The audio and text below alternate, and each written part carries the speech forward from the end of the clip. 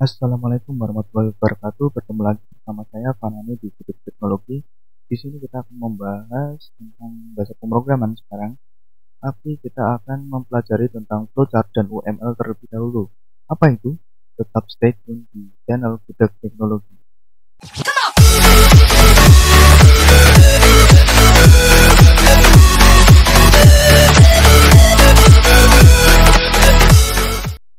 Oke, pertama-tama kita akan membahas tentang UML atau yang sering disebut dengan use case diagram. Use case diagram itu sebuah sistem diagram yang digunakan oleh aktor untuk berinteraksi dengan sistem. Itu biasanya seperti apa ya? Itu seperti requirement gathering atau pengumpulan data untuk membangun sebuah sistem. Digunakan dalam pembuatan aplikasi. Gampangnya seperti itu. Oke, use case diagram itu biasanya memiliki 3 buah komponen utama. Yang pertama itu namanya sistem sendiri, sistem ya.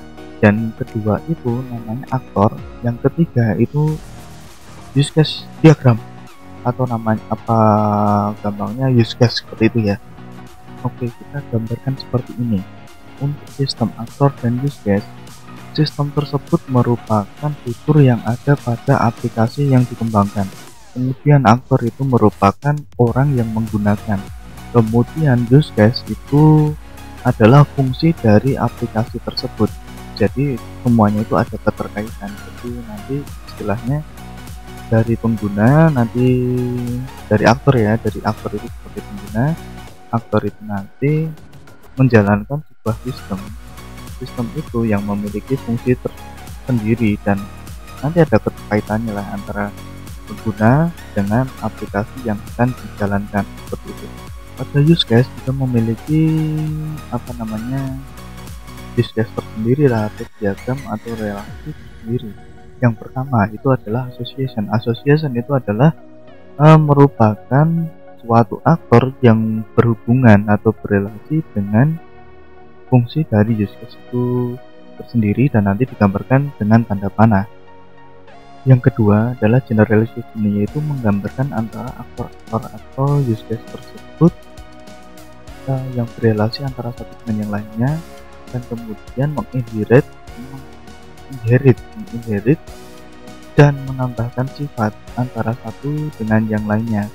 Kemudian yang ketiga itu namanya dependensi. Dependensi itu mempunyai 2 karakteristik. Yang pertama itu adalah extend dan yang kedua adalah include.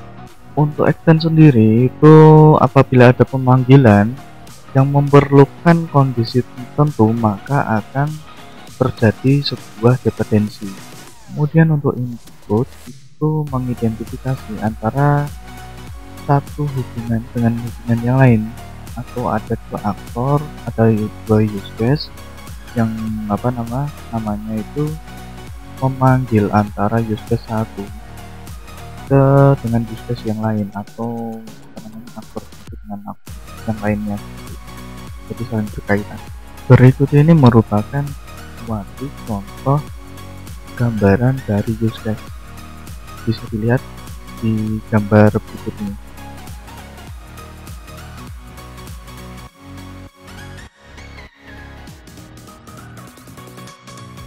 Kemudian kita akan membahas tentang flowchart.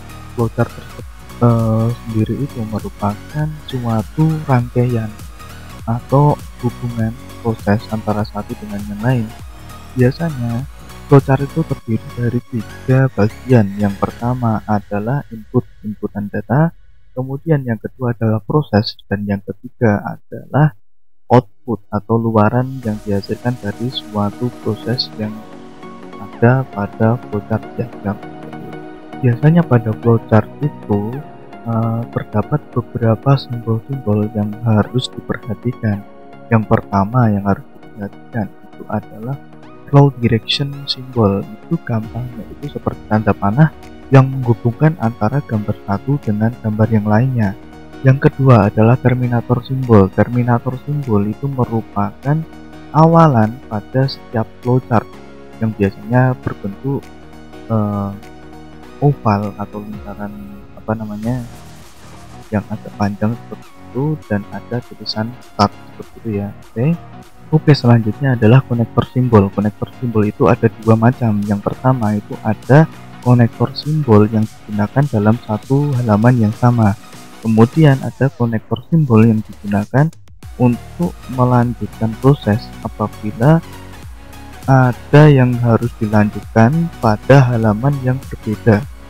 Yang yang logo konektor simbol untuk halaman yang sama itu biasanya berbentuk lingkaran, dan yang berbeda simbol itu biasanya lingkaran tapi atau kalau tidak salah itu berbentuk kotak tapi bawahnya ada segitiga, seperti itu ya. Untuk yang selanjutnya adalah processing simbol. Biasanya itu berbentuk kotak, itu biasanya digunakan untuk proses suatu kejadian seperti itu. Jadi misal proses penghitungan atau proses penyortiran, gampangnya seperti itu.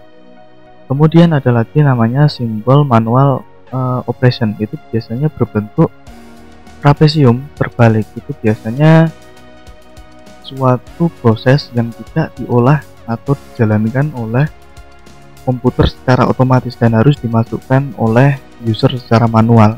Kemudian ada yang dinamakan simbol decision, yaitu simbol yang berbentuk seperti ini. Itu biasanya ada pilihan ya dan tidak. Apabila ya, maka akan lanjutkan ke proses selanjutnya. Apabila tidak, maka proses akan dilanjutkan, biasanya dikasih panah kembali ke atas seperti itu. Jadi untuk mengulang proses yang belum selesai. Kemudian ada yang namanya simbol input output. Itu biasanya berbentuk jajar genjang. Itu simbol itu biasanya digunakan untuk menyatakan proses input dan output entah dari mana asalnya, seperti itu ya. Jadi wujudnya nanti berbentuk jajar genjang. Kemudian ada yang namanya simbol manual input. Itu biasanya input dilakukan manual menggunakan keyboard, seperti itu ya. Kemudian ada lagi namanya simbol preparation. Itu biasanya untuk menyiapkan penyimpanan yang nanti akan digunakan dalam suatu proses, seperti itu. Kemudian ada simbol predefined proses. Itu biasanya berfungsi untuk menjalankan sub-sub suatu sistem. Oke. Kemudian ada lagi yang namanya simbol display. Itu biasanya untuk menampilkan pada device-device tertentu seperti monitor atau seperti printer atau dan lain sebagainya. Kemudian ada simbol disk dan online storage. Itu kalau simbol disk biasanya untuk penyimpanan di dalam suatu komputer itu kemudian untuk yang online itu biasanya disimpan dengan cloud, seperti itu. Kemudian ada simbol magnetic type unit. Itu biasanya digunakan untuk menyimpan atau merekam kepada rekaman kaset magnetik, atau itu input yang didapatkan dari rekaman kaset magnetik, seperti itu. Kemudian ada simbol punch card. Itu biasanya untuk menyimpan atau mendapatkan input dari suatu kartu memori. Kemudian ada lagi yang sering dipakai namanya simbol dokumen. Itu biasanya digunakan untuk mencetak kertas, gampangnya seperti itu. Input atau output itu berasal dari cetakan kertas. Untuk melihat contoh diagram flowchart dapat dilihat pada gambar di samping ini ya. Oke.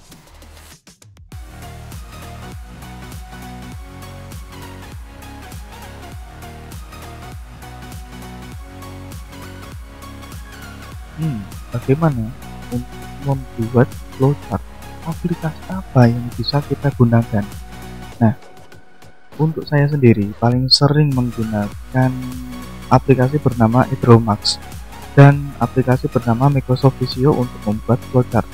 Bagaimana caranya? Kita lihat beberapa saat lagi. Oke, jangan kemana-mana. Nanti membuat flowchart menggunakan Hydromax atau nanti dapat menggunakan aplikasi Visio. Pertama kita langsung kita buka Hydromax saja. Kita tunggu sebentar sampai muncul halaman Windows-nya. Oke, di sini kita banyak template untuk pembuatan diagram. Ya macam-macam lah, ada diagram seperti ini. Dan di sini ada menggunakan mind map dan map untuk mapping apa namanya, mapping suatu ide. Di sini ada diagram untuk marketing, ada flowchart kan, ada flowchart juga. Nah, dan akan menggunakan flowchart diagram ini. Dan untuk UML ini biasanya ada di sini, biasanya masuk ke software development di sini. Nah, di sini langsung dapat kita temukan use case diagram atau sering gunakan UML. Di sini ada UML modeling, di sini ada use case. Yang kita bahas tadi adalah use case diagram. Oke, kita bikin itu namanya flowchart ya, flowchart. Oke, kita bikin basic flowchart. Oke, pertama-tama di sini ada banyak ya, kegiatan aja yang sering digunakan. Dan pertama kita biasanya gunakan itu start ya, atau biasa sebut terminator. Biasanya kita di sini start untuk memulai suatu program, suatu proses. Kemudian kita masukkan di sini suatu proses, misal kita tuliskan membuat tahu. Oke, membuat tahu. Terus apakah pembuatan tahu selesai? Kalau selesai kita langsung apa namanya, selesaikan. Di sini kita tuliskan and apabila selesai. Apabila tidak, apabila tidak, maka proses pembuatan tahu dijalankan kembali. Oke, jadi tuliskan ini selesai. Itu kalau selesai nanti turun, kalau tidak maka kembali membuat tahu. Kemudian kita sambungkan menggunakan konektor di sini. Oke, kan ini dan ini dengan ini dan ini. Nah, gambaran ini kan mudah sekali. Kita jalankan prosesnya. Untuk prosesnya itu apa? Membuat tahu. Apakah selesai? Kalau selesai sudah, kalau belum maka kita buat tahunya. Biasanya di sini ada tanda selesai. Kalau selesai ya, kalau tidak kita tuliskan di sini tidak. Buat ini. Oke, bisa dipahami ya. Oke, kita lanjut. Ini berkerja saja kita menggunakan aplikasi Microsoft Visio. Oke, kita buka dulu sambil nunggu ini buka. Oke, di sini ada basic flowchart dan ada banyak lainnya. More template ya kalau mau tambah. Nah, di sini dapat keluar banyak sekali contoh-contoh flowchart. Di sini ada workflow diagram, cross function, timeline, budget diagram, office layout, basic diagram atau UML class. Ini yang brainstorming, data flow dan lain sebagainya lah. Nah, kita di sini akan buat flowchart. Kalau tidak, yang di sini kita coba menggunakan, kita buat UML. Di sini kita pilih yang software dan di sini kita pakai UML use case.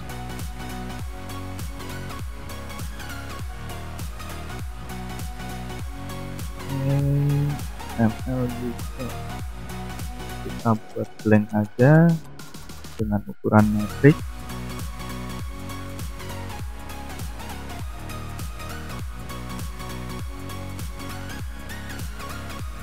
Oke, di sini langsung ada tandanya ya. Di sini ada aktor, use case-nya apa, terus ada subsystem, dependensinya gimana, input apa, action atau apa gitu kan. Di sini dapat kita buat. Terus kita bikin aja ini kan, ini aktornya kita masukkan. Oke, misalnya sebagai user. Terus user itu butuh aplikasi apa gitu kan, aplikasi apa yang harus ada gitu. Nah, kita masukkan use case di sini. Oke, ini use case-nya. Jadi ini nanti ada saling keterkaitan. Jadi ini case kita masukkan dependensi ini ke sini. Oke. Nah, misal kita butuh ini memasukkan nama. Oke. Di nama itu nanti isinya ada apa lagi gitu kan. Nah, kita masukkan lagi di sini.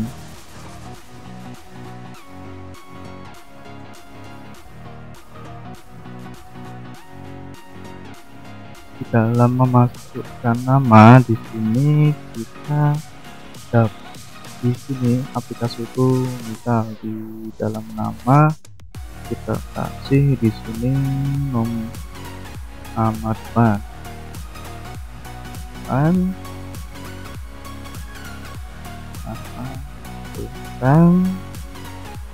dan di sini blur.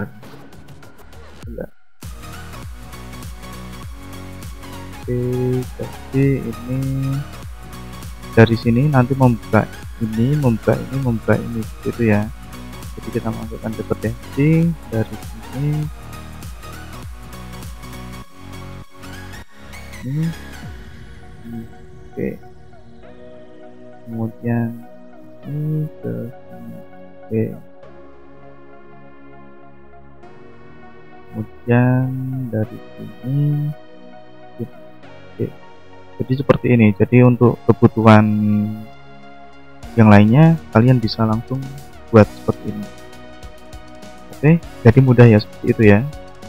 Jadi cukup demikian konten kali ini tentang UML dan flowchart. Apabila ada salah nanti bisa kalian tuliskan, bang harusnya seperti ini gitu kan, harusnya seperti ini, dan bisa pakai aplikasi ini misal seperti itu. Dan apabila konten kali ini bermanfaat buat kalian bisa like, subscribe, dan bunyikan notifikasi. Cukup dari saya seperti ini. Saya ucapkan banyak terima kasih telah menonton sampai akhir. Assalamualaikum warahmatullahi wabarakatuh. Tetap berkarya.